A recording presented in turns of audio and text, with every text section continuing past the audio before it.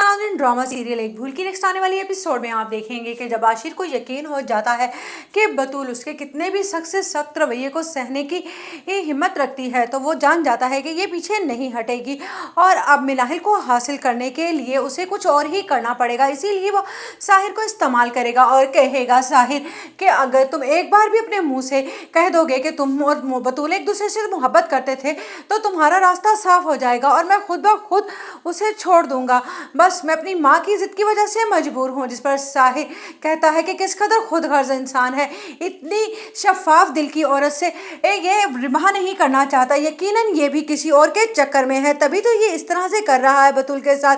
बतूल ना जाने अब किस किस के हिस्से की दुख सहने के लिए तैयार है। उधर आप देखेंगे कि जब कहता है काशान हादिया से कि तुम्हें क्या लगता है कि मैं तुम्हें और तुम्हारे बाप को एक दूसरे से मिलने की इजाज़त दूंगा, तो ऐसा हरगिज़ कुछ नहीं होने वाला। जिस पर हादिया कहती है काशान तुम इंतहाई घटिया इंसान हो, इसलिए बेहतर यही होगा कि तुम अपना मुंह बंद रखा करो और मुझे अपने बाबा से मिलने की ज़रूरत नहीं है।